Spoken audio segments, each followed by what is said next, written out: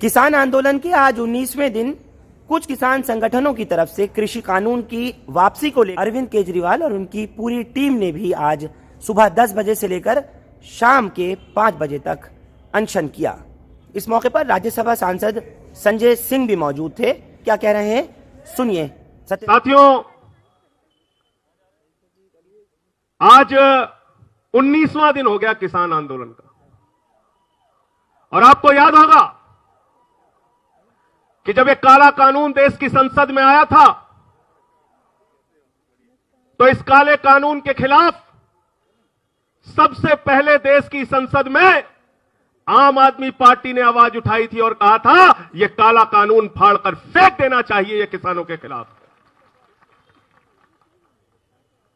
और उस समय मैंने संसद के अंदर माइक तोड़ा था, मुझे निलंबित भी किया गया। भारतीय जनता पार्टी के नेता ऊपर से लेकर नीचे तक रो रहे थे, अरे माइक तोड़ दिया, माइक तोड़ दिया, माइक तोड़ दिया। मैं पूछना चाहता हूं भाजपाइयों, मैंने इस काले कानून के खिलाफ संसद में माइक तोड़ा तो मुझे निलंबित किया तुमने।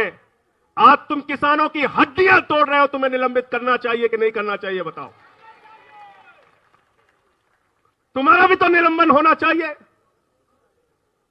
80 साल के बूढ़े आदमी की आंख फोड़ दे रहे हो, आंसू गैस के गोले छोड़ रहे हो, लाठियों से बर्बरता पूर्वक पीट रहे हो, नेशनल हाईवे को खुदवा दे रहे हो, 302 के 307 के मुकदमे लिख रहे हो। और तो और बिल्कुल ठीक कहा छोटी बहन सरिता सिंह जी ने, कुत्ते भी जिसका खाते हैं उसके वफादार होते हैं। तुम अन्नदाताओं का खाके उनको आतंकवादी बोलते हो, इससे ज्यादा शर्मनाक बात कोई नहीं हो सकती। उनको आतंकवादी कह रहे हो, जिनका दिया हुआ खाते हो, जिनका पैदा हुआ अनाज खा के तुम बड़े हुए,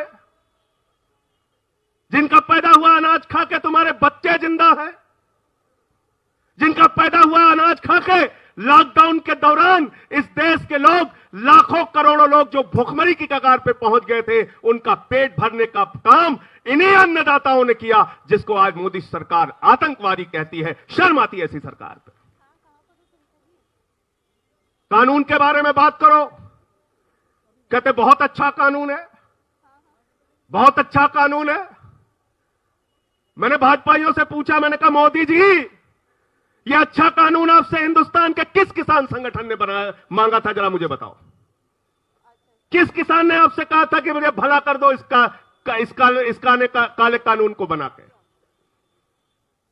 और इस तीनों काले कानून को देश के करोड़ों किसानों के लिए नहीं, मैं पूरे जिम्मेदारी के साथ कहना चाहता हूं, जिसकी गुलाम यह सरकार है उस अडानी और अंबानी के लिए लाया गया है। यह काला कानून किसानों के हित में नहीं लाया गया।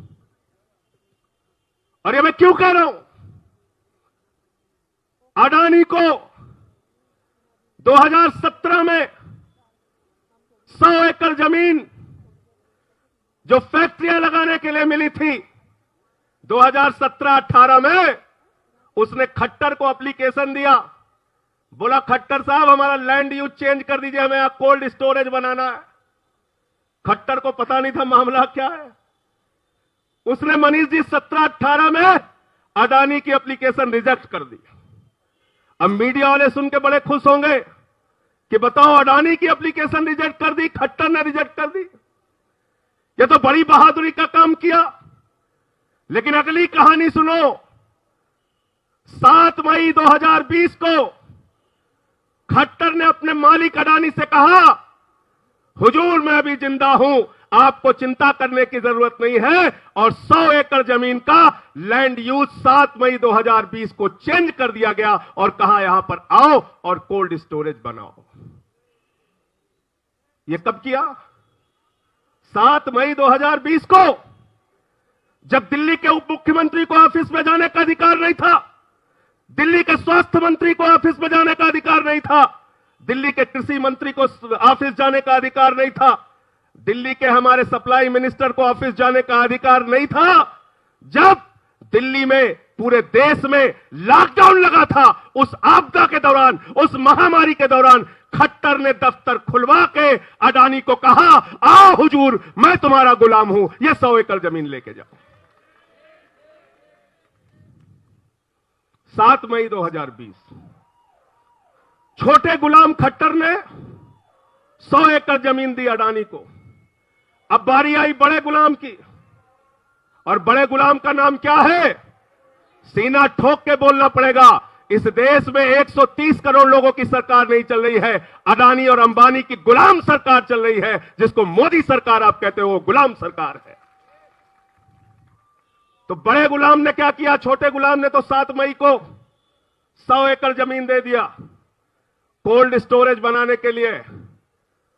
और बड़े गुलाम नरेंद्र मोदी ने कहा, अडानी जी, संसद तो बंद है, देश में लॉकडाउन लगा है, महामारी फैली है, लोग मर रहे हैं, खाने के बिना मर रहे हैं, मैं ताली बजवा रहा हूं, थाली बजवा रहा हूं, 9 मिनट अंधेरे में रख रहा हूं, चिंता मत करो, पूरा देश अंधेरे में रहेगा। और 5 जून 2020 को चोरी चुपके पार्लियामेंट में चर्चा किए बगैर यह अध्यादेश के जरिए बिल पास किया गया, और उसमें कहा गया, असीमित भंडारण हमारा मालिक अडानी कर सकता है। समझ में आ गई बात? मनीष जी, ये काला कानून किसके लिए बनाया गया है, ये समझ गए आप लोग?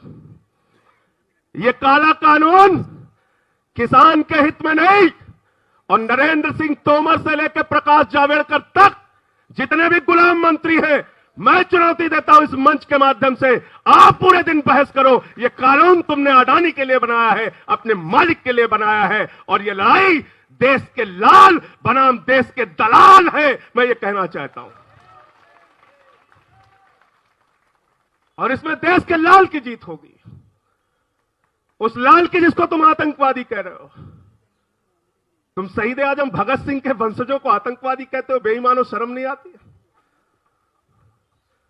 तुम शहीद उधम सिंह के वंशजों को आतंकवादी कहते हो, खालिस्तानी कहते हो?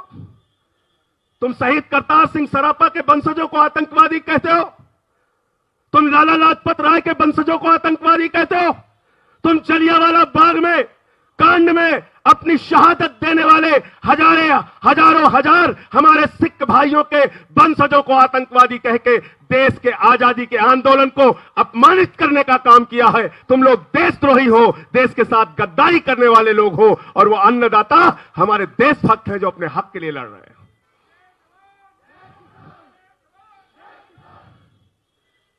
आपने कहानी पढ़ी होगी, खबरें पढ़ी होंगी, आपने पढ़ के आंख में आंसू आ गया। पिता सिंगू बॉर्डर पे आंदोलन में बैठे हुए थे, बेटा सीमा पर शहीद हो गया। सुखबीर सिंह, बेटा सीमा पर भारत माता की रक्षा के लिए शहीद हो रहा है, और पिता धरती माता की रक्षा के लिए आंदोलन कर रहा है। और ऐसे लोगों को आतंकवादी कहने वाले लोग कौन है, ये हमको और आपको तय करना होगा। ये देश के गद्दार लोग हैं, ये अडानी और अंबानी के गुलाम लोग हैं जो अन्नदाताओं को अपमानित करने का काम कर रहे हैं। और ऐसे समय में साथियों और दोस्तों, पूरे देश के अंदर यह हो रहा है। अडानी ने मोगा के अंदर में भी अपना कोल्ड स्टोरेज बना लिया। पूरे देश में अडानी और अंबानी के कोल्ड स्टोरेज बन रहे हैं, और आपको समझाया जा रहा है किसान के हित में बिल है, किसान के हित में बिल है। मई के महीने में, जून के महीने में हमको आपकी चिंता थी कि पड़ोसी की जान कैसे बचेगी, हमको आपको चिंता थी कि हमारे मोहल्ले में कोई भूखा तो नहीं है। मोदी जी को चिंता थी, आपदा में अवसर तलाशो, हमारे 2 मालिकों का पेट हम कैसे भरेंगे। आप गरीबों का पेट भर रहे थे, मोदी जी अपने मालिक का पेट भर रहे थे, अडानी का, अंबानी का पेट भर रहे थे। और इस 3 बिल के अंदर कहीं पर भी एमएसपी की गारंटी नाम का शब्द नहीं लिखा हुआ है।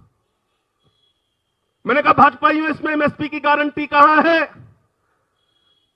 तो कहने लगे संजय जी, अरे आपने सुना नहीं मोदी जी ने कितना बढ़िया भाषण दिया पार्लियामेंट में, प्रधानमंत्री ने कह दिया एमएसपी मिल जाएगी, एमएसपी मिल जाएगी। आप क्यों नहीं मानते? प्रधानमंत्री की बात पे आपको भरोसा नहीं है? तो मैं आज जितने चंद लोग बैठे हैं उनसे पूछना चाहता हूं, अगर आप लोग कह दोगे मैं भी प्रधानमंत्री जी की बात मान लूंगा। प्रधानमंत्री जी ने भाषण दिया था 2 करोड़ रोजगार देंगे, मिल गया क्या? जोर से बोलिए।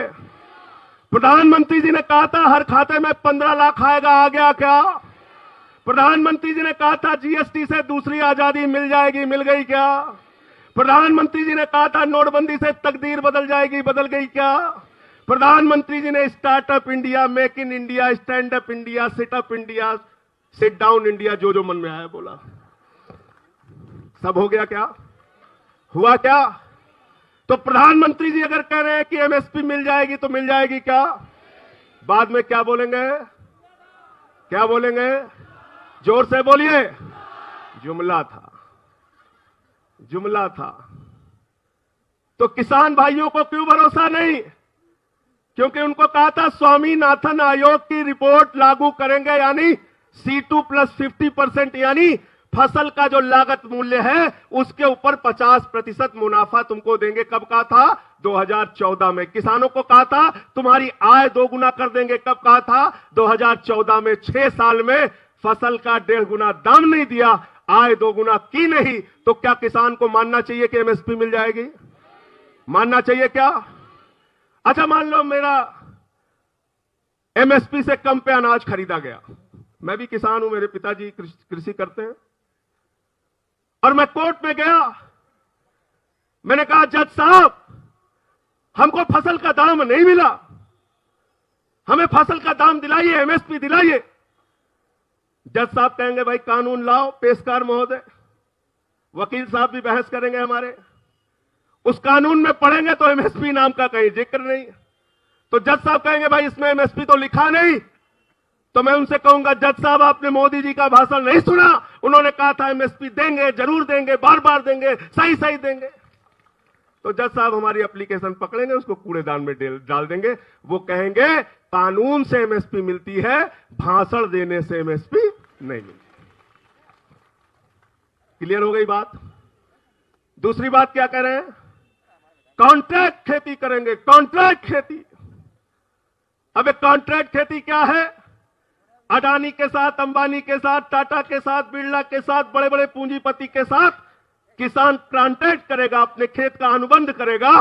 वो अपने हिसाब से फसल पैदा करेंगे, बीज का इस्तेमाल करेंगे, खाद का इस्तेमाल करेंगे, और अगर फसल बर्बाद हो गई तो किसान न्यायालय नहीं जा सकता। इस कानून में लिखा है। वो कहां जाएगा? एसडीएम के दफ्तर में जाएगा, डीएम के दफ्तर में जाएगा। तो डीएम और एसडीएम अडानी की सुनेगा, अंबानी की सुनेगा कि आम किसान की सुनेगा? ये आप तय कर लो। ये कॉन्ट्रैक्ट खेती का कानून किसान को उसके ही खेत में गुलाम बनाने की कार्रवाई है, इसलिए इसका विरोध किसान कर रहे हैं। ये दूसरी बात समझ में आ गई। और तीसरी बात क्या है? तीसरी बात हमारी खास तौर से माताएं बहनें जरूर समझ लीजिए आप। असीमित भंडारण का कानून ये सिर्फ किसानों के लिए नहीं है। ये जो कानून है, इसलिए मैं आपसे कहना चाहता हूं, नौजवानों, किसानों, मजदूरों, व्यापारियों, सबको इसका विरोध करना पड़ेगा। यह सिर्फ किसान के खिलाफ नहीं है, यह 130 करोड़ हिंदुस्तानियों के खिलाफ है। आज असीमित भंडारण की छूट दे दी गई। इसका मतलब अगर सामान्य किसान कोई पैदावार करता है, नितिन त्यागी कुछ खेत में पैदा करते हैं, तो वो तो जाएंगे मंडी में अपना सामान बेच के पैसा लेने की कोशिश करेंगे कि जो एमएसपी है हमको मिल जाए। लेकिन असीमित भंडारण करेगा कौन? जिसको कोल्ड स्टोरेज के लिए 100 एकड़ जमीन दिया है खट्टर ने। क्या नाम है उसका? जोर से बोलिए। अंबानी और अडानी। असीमित भंडारण वो करेगा जिसके पास बड़ा बड़ा कोल्ड स्टोरेज होगा, और बड़ा बड़ा कोल्ड स्टोरेज गरीब किसान के पास नहीं है, वो है अडानी के पास, अंबानी के पास।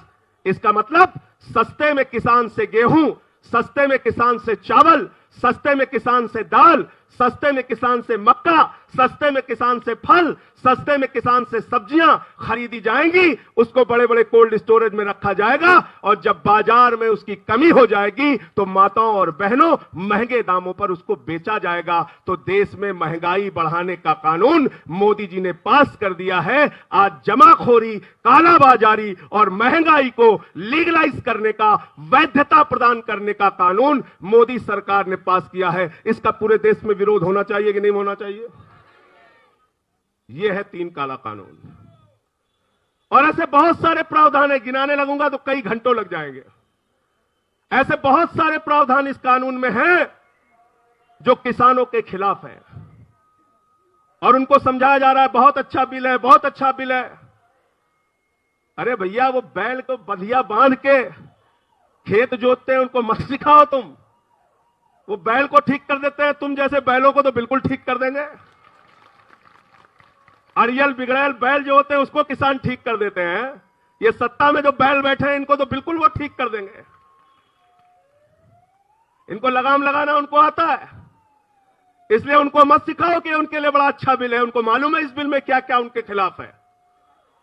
इसलिए साथियों और दोस्तों, मैं आपसे निवेदन करना चाहता हूं, दिल्ली के मुख्यमंत्री अरविंद केजरीवाल जी ने जो साहसिक फैसला लिया है, आज उसकी सराहना सिर्फ पंजाब और हरियाणा में नहीं, उत्तर प्रदेश हो, बिहार हो, बंगाल हो, उड़ीसा हो, कर्नाटक हो, तमिलनाडु हो, केरला हो, पूरे हिंदुस्तान का किसान कह रहा है दिल्ली के मुख्यमंत्री अरविंद केजरीवाल ने जेल को, इस स्टेडियम को जेल नहीं बनने देकर एक हिम्मत का फैसला किया है, बहादुरी का फैसला किया है और मोदी सरकार को जवाब देने का काम किया है। और जिस दिन से केजरीवाल जी ने स्टेडियम को जेल देने से, बनाने से मना कर दिया, पूरी की पूरी मोदी सरकार केजरीवाल के पीछे पड़ी है। सिंघू बॉर्डर पे किसान का हालचाल पूछने चले गए। अरे तुम तो लाठियों से पिटवाते हो, हम उनके घाव पे मरहम लगाने चले गए। लौट के आने पे घर में नजरबंद करा लिया, हाउस अरेस्ट करा लिया। 8 तारीख को भारत बंद में केजरीवाल निकल ना जाए इसलिए उनको हाउस अरेस्ट करा लिया। तुम एक नहीं 1000 बार हाउस अरेस्ट कराओ और नजरबंद कराओ मोदी जी, ये आंदोलन के कोख से निकली हुई आम आदमी पार्टी है और इसके कार्यकर्ता तुम्हारे जेल और लाठी से डरते नहीं।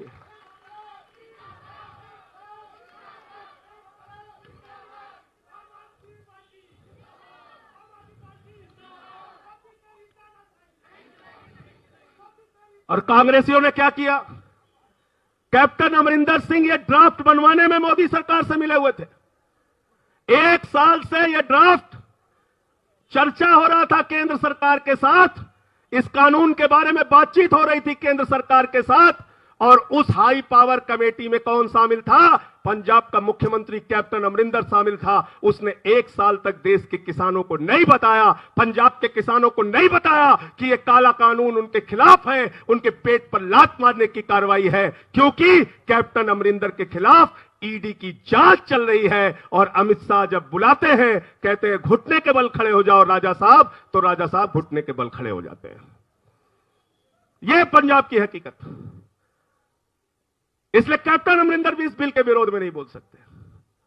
तो कांग्रेस और भाजपा दोनों भाई मिलकर इसकी मलाई खाना चाहते हैं।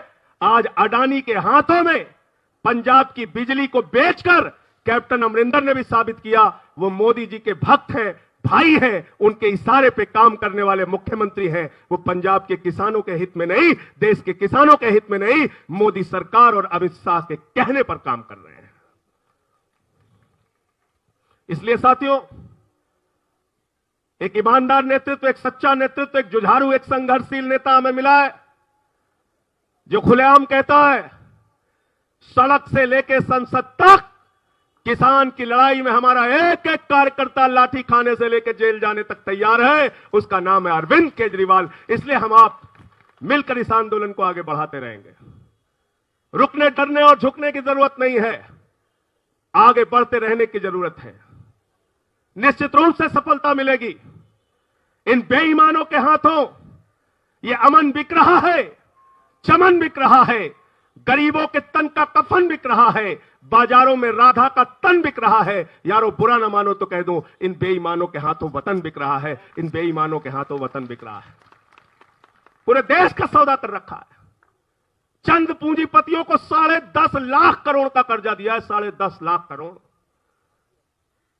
मैं अगर लिखूं, कह दूं कि 10.5 लाख करोड़ लिख दो तो जीरो लगाते लगाते आप थक जाओगे।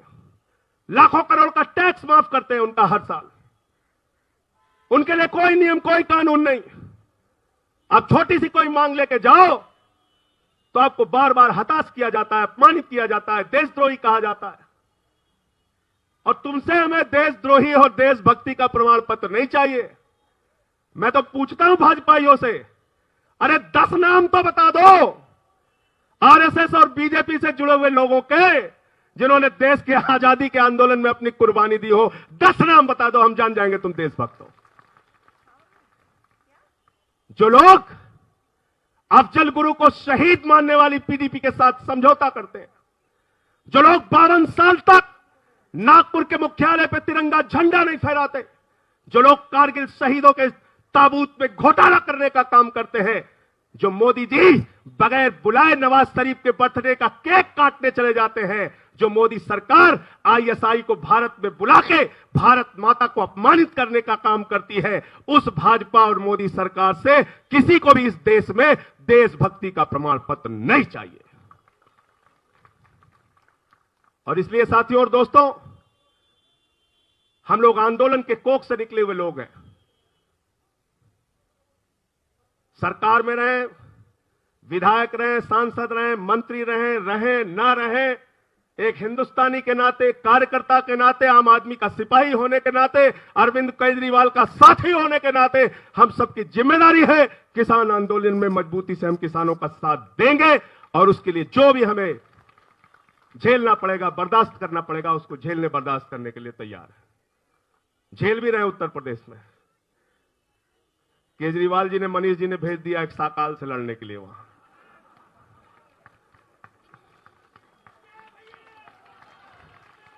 चौदह मुकदमे कर दिया साकाल ने, देशद्रोह भी लगा दिया जिसका आदिल जिक्र कर रहे थे। तो मैंने साकाल से कह दिया, साकाल 14 नहीं 1400 मुकदमे लिख लेना मेरे खिलाफ, लेकिन तुम्हारे खिलाफ लड़ाई जारी रखेंगे। तो आप सबको फिर से सर झुका के हृदय की गहराइयों से बहुत बहुत शुभकामनाएं। और पार्लियामेंट में जब ये बवाल चल रहा था, हमारे सुशील गुप्ता जी, एनडी गुप्ता जी भी वहां मौजूद थे। सारे दृश्य को इन्होंने देखा कि किस तरीके से वहां अल्पमत में होने के बावजूद ये काला कानून पास किया गया। बड़ी पीड़ा हुई इस बात की हम लोगों को कि हम सब कुछ करने के बावजूद ये बिल नहीं रोक पाए, लेकिन आपके दम पे, देश के किसानों के दम पे ये काला कानून वापस होगा, ये विश्वास है। बहुत बहुत शुक्रिया, बहुत बहुत धन्यवाद। इंकलाब, इंकलाब, आम आदमी, आम आदमी, जय जवान, जय जवान। काला कानून वापस लो, काला कानून वापस लो, काला कानून वापस लो। अडानी के गुलामों होश में आओ, अंबानी के गुलामों होश में आओ, काला कानून वापस लो। बहुत बहुत शुक्रिया।